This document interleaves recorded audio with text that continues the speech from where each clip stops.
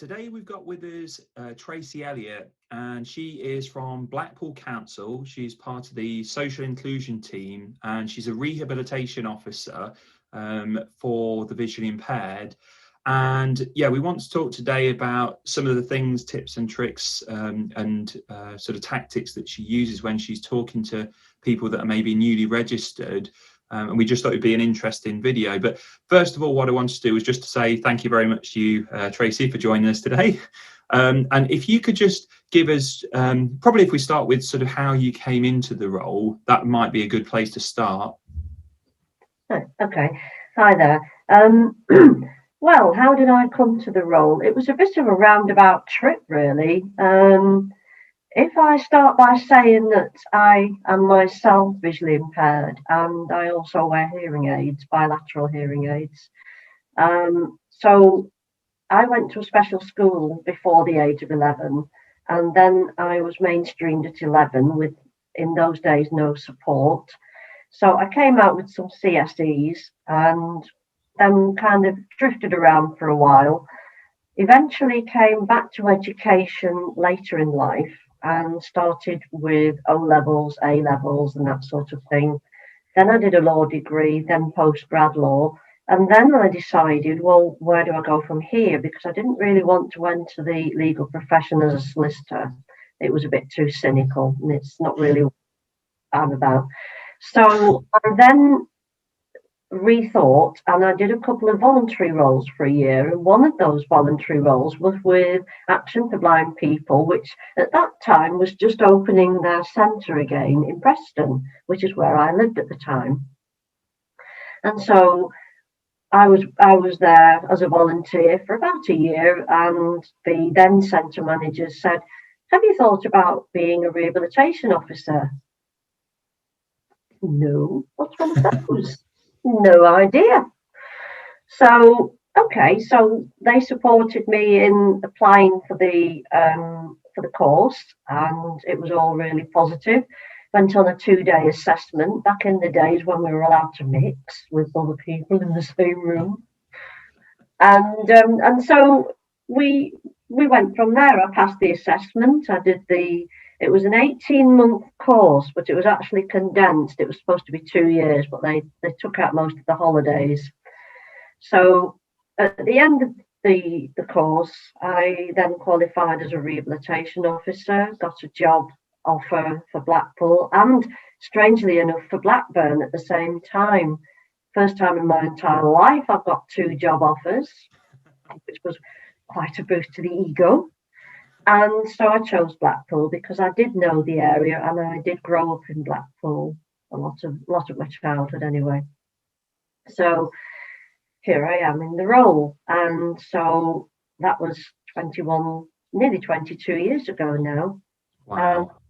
So I've kind of been in the field all that time, as it were, and going round to the various clients and doing home visits. And so what does a Rovie actually do? Well, it's quite a diverse role, and it's one that can take in more or less anything that would involve working with the person who's got a sight problem to enable them to regain or to develop more independence with their day-to-day living.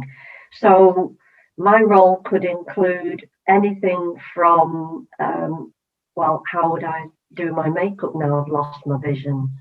Or how do I manage in the kitchen now that I've got less vision? Or how do I go shopping and get from A to B without ending up under a bus or tripping over the curb edges? So all of those kind of things that people take for granted with an everyday situation, that's the kind of thing that I would come in and then talk to them about how they might manage and cope with day-to-day living again. So some of the techniques that we talk about, many people are under the impression, well, it's obviously going to be oh so technical. You've got to have lots of equipment and this, that and the other. But a few very simple and very basic changes can make big differences. And in my experience, you often find that the most frustrating things that people report are the silly little things of day to day. And I'll give one example would be putting a key in a lock. Yeah, yeah. I mean, it's a really stupid thing, but it can cause such a level of frustration. So, one of the things I say, well, if you find your keyhole with your left hand and with your Yeah. right hand, you've got your key, because you can always bring your fingers together whether you've got your eyes open or closed. So, by Yeah. finding the keyhole with your left finger, and then you bring the key to where your finger is and then Nice. put it into the lock. So, there's things like that. It's silly little things like that that make a big difference. Yeah. Making a cup of tea, now that does sometimes require a piece of equipment called the liquid level indicator. Okay. But there's also the peripherals that you need to consider. So what do I mean by that? Well, when you're pouring from a kettle into a mug, most people will pour it from some kind of height away from the cup. Yep. The trick is to bring the spout of the kettle so that it's actually on the rim of your cup. Makes sense. So Yeah. that your focus is therefore not on the spout of the kettle and on the trickle of water, but it's actually in the cup where the water will actually land. Yeah. And by slowing your pouring down as well, though that's a very simple but very effective way to avoid scalding and to avoid wet surfaces. Yeah. Yeah. Let's think now. Another little hint. What about using escalators? People are a bit frightened of escalators, and if they haven't got a cane, but some people choose not to use them, which is fair enough, the individual choice. Well, what you do is you line up that where the steps come out of an escalator, you have like a little slope at the end of the approach to it. Yes. Yep. It's like a tiny little slope. It's almost like a miniature dropped curve, if you can imagine that. Yep. And so what you would do is feel for that with your toes. And when you feel your toes are on that slopey bit, you know that the next bit, when you slide your foot forward, you're going to be on the step. Now, the next thing to do is to place your hand so that it's on the handrail, but it's moving. So rather than gripping and then it'll kind of drag you on, Yep. have your hand flat like that. Yep. So that you can feel it running under your hand. Yes. And the other thing is, if you've got enough vision, you'll see the line where the step comes out. And as it comes out, slide your foot forward and grip onto the rail. And that way you're on the escalator and you've done it. Now, how do you know when it gets to the top or the bottom? Easiest way, have one foot behind the other. So one on one step, one on the next step. So if you're going down on the escalator, your back foot will be higher than your front foot. Yes. Yeah, I'm following. Yep. So when you actually get towards the level bit, you're going to feel that back foot level down to the front foot. Yep. And then as you then start to level off, swing your back leg forward and step off. Yeah. Who would have thought? I mean, this is the thing, isn't it, with these? I mean, sight is such an important sort of sense that most of us kind of have, and a lot of these kind of things that you just do instinctively, and presumably sort of you would deal much like we do with elderly people that have been doing the same thing for decades. So it's kind of like the habit change, and it's amazing when you just described there sort of the level of detail, just to say use something as simple as an escalator that we would just normally just step up onto. It seems that's the thing, that there are a lot of kind of steps, as it were, no pun intended, to sort of achieve that. But also it's kind of important that people understand things about, like you've just said there, the fact that you know their kind of position and you've sort of been in that situation. yeah, you've got the experience, so I guess that kind of comes across. And also, it's important. I mean, it's probably obvious, but with things like escalators and curbs and so on, like the results could be disastrous. You know, even at best, it might just end up being that you fall over and twist your ankle or something. But you could really get yourself into serious trouble with just like say just basic training, and then you can sort of understand. So how about things like you mentioned like the liquid level indicators and so on? How about other things that people might want to do, say, at home, if they've got some sort of residual vision and they're just finding, I don't know, like the rooms like not light enough or something along those kind of lines. What sort of things could people do that's either with things that they've already got or low cost? So like you say, it doesn't need to be some technical equipment. Yeah. So one of the first things that you can do is nowadays we have these wonderful LED daylight bulbs, and you can usually get them from places like B&M Bar, B&M Wilkinson's, Bard, or yeah, well, there's Wilkinson's and there's Home Bargains, that's and it. all they sell them, but you can get them from electrical places as well. But the thing to make sure of is that either they say daylight bulbs or that they have on the packet 6,500 kelvins. Now, kelvins is the range of colour spectrum within the light. Mm-hmm. So, for example, on an ordinary bulb, when you switch the light on at night, the colours in your room with an ordinary bulb wouldn't actually show the same as they would during the day. That's because an ordinary bulb wouldn't have a full spectrum of picking out the colours like daylight bulbs do. And so a daylight bulb will cast a white light, very similar to what you get during the day. And so the colours will look more or less the same as they do in daylight. Now that will enhance your contrast and obviously make things a little bit more visible. So areas like stairs and bathrooms and kitchens, places of potential hazard where you're either going to be doing something like climbing stairs, or where you're going to be doing tasks in the kitchen, or where you're going to be maybe having to sort of judge how to get in and out of your shower or bath. Okay. So the other thing to think about is how to maximize the effectiveness of that light once you've got the right bulb. And what I mean by that is diffusing that light so that it isn't glary.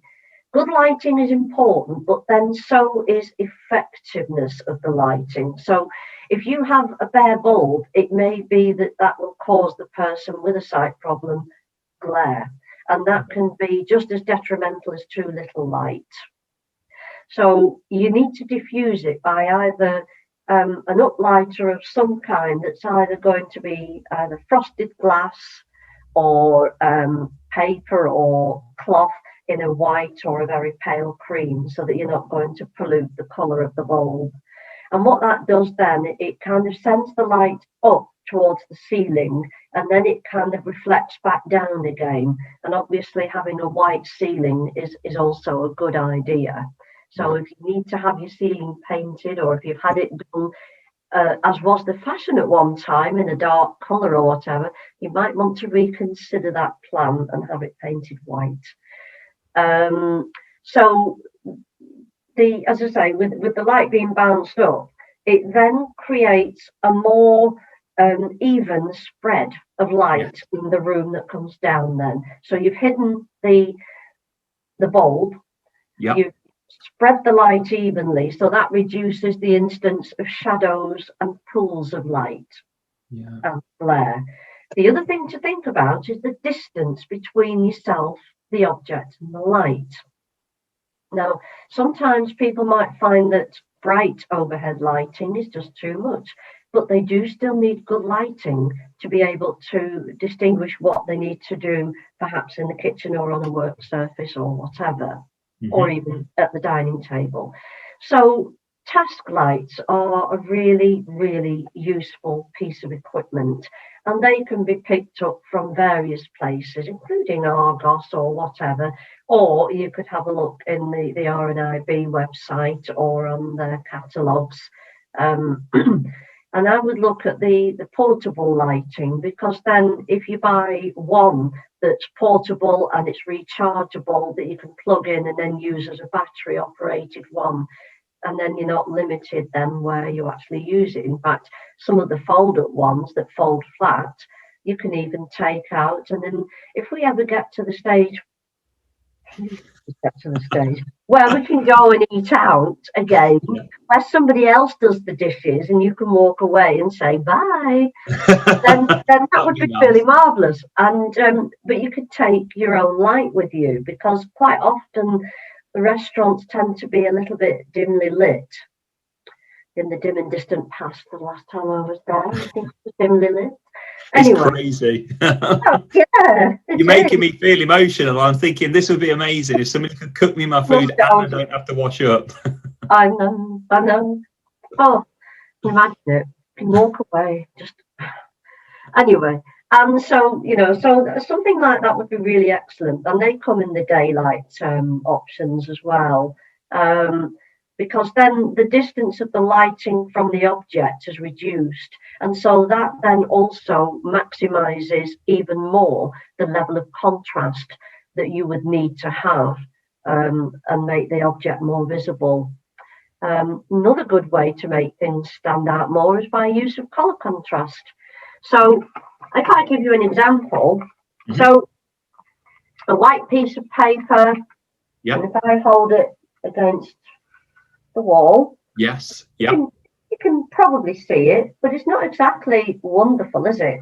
No. But if I held it against my jumper, yes, it's more obvious. So some of the things that I kind of come up with for people in the kitchen, for example, if you're preparing food on a cutting board, then if you're preparing carrots, they're going to stand out quite nicely on a white board. Yes. But if you're going to be doing onions or potatoes, then they're going to disappear a little bit. So maybe an orange one or a dark blue, something like that would be really good, because then they'll stand out. Yeah, I'm with you. Think about when you're eating your dinner as well. Sometimes most people use either pattern plates or perhaps the white ones. A dark blue or a black plate might not seem very nice, but the food, the majority of it, will contrast really well with it. Yeah, interesting. Yeah, I hadn't really thought about that. Yeah, okay. So that's the thing, like you say, really, increasing your sort of light there. And you mentioned about the sort of kelvins, and obviously, contrast is a big thing. Also, just one of the things I did want to ask you about, how about things like, you mentioned some people might find that if they have overhead lighting, that it might be too bright, mm-hmm. but they still need the good lighting. How about things like overshields or glare shields, that kind of thing? Is that applicable in a home, or is that more something that you use out and about, or both? Or people do use the filter glasses indoors. Mm-hmm. I mean, you can get different coloured ones, and they are designed really to maximise a person's vision. So if they were outside, their best level of lighting is perhaps a bright day with no sunshine. Yeah. Then on a sunny day, wearing these filter glasses would actually recreate their optimum lighting level. Yep. But you can get some that you can use indoors as well, and they may need a different colour for indoors. So perhaps yellow or like a light amber or something like that. Or even if it's the same colour as the ones that they use outside, but a paler shade of that colour. And the reason is that some people find watching TV quite glary. They might say, I can watch it for a short time and then I've had enough. My eyes are aching. But, they do find that wearing filter glasses indoors for watching TV would be good. But I think really in terms of if you're in shops, they would work well for glare. But I mean, if you're in your own home, then you can actually control the lighting quite well. And by using just the daylight lights in lamps, you know, where you've got them sort of in the room and they're not sort of overhead, but they are sort of illuminating strategic areas of your room. If you don't want to actually sit, if you are still able to read print and you don't want to sit and read print, then you could just have the lamps on rather than the overhead light. Yes, yeah, like you say, yeah, you're in more control. Okay, Yeah, okay. yeah. Well, that is some good food for thought, and I'm sure that, yeah, plenty of people will find that useful. I think the other thing to bear in mind when you're outside with these filter glasses, wearing a hat with a peak or a brim will also further reduce the instance of glare even more. Right. You know, they'll actually enhance what the glasses do. Okay, yeah, that's the thing. I mean, wow, who'd have thought sort of all these things? So we've spoken about things like decorating, fashion, maybe with the with your hats and things. So it's, yeah, but like you say, a lot of, well, pretty much everything that you've said there is within the sort of reach of most people, and like you say, could make a massive difference. So all I would say is anybody that's sort of watching the video, if they know somebody that's sort of visually impaired, and maybe they're not going through somebody like Tracy, or they're sort of going through their stages at the moment and just don't want to necessarily ask for help. These are sort of things that, yeah, you can sort of take Tracy's advice and sort of try. But I do think sort of getting a professional like Tracy involved is obviously a good thing. We can only cover so much in something like a video like this. So obviously I appreciate, Tracy, it's going to be sort of a postcode lottery for most people, but how do people kind of come across you as sort of a final thing, sort of in Blackpool? How do they find you, and how do you start working with people? Well, I mean, our referral method is fairly straightforward, but I will say that each local authority will have slight variations on how they manage their referrals. I mean, in Blackpool, I could take referrals either from people themselves, from GPs, from in-house professionals, by which I mean social workers or other people in the local authority. They come from the Stroke Association, they come from the hospital, come from GP surgeries, optometrists. You know, they come from any number of places. The Blind Society, Envision, they're kind enough to share quite a few with me. I reciprocate. I give some back. Excellent. Excellent. But yes, I mean, people can ring in, or you know, themselves, or I mean, even friends and family, as long as the person that they're referring has got knowledge that the referrer is making that call and they consent to the referral, and that's really the only thing. Excellent. No, that's good. Well, thank you very much. I really appreciate you taking the time. I know kind of everybody's sort of busy at the moment and everything's up in the air, but that's why we kind of feel as a company it's good to talk to people like yourselves, because sometimes it can be difficult, and especially if sort of local authorities are sort of busy, or people are not sure, at least there's something that, like say, friends, relatives or neighbours of people can get involved with and start to make a real difference to their life. So yeah, thank you very, very much for your time, and I'm sure that we'll be in touch soon. And stay safe. And you too. Thank you very much. Thank you. Bye-bye. Bye-bye.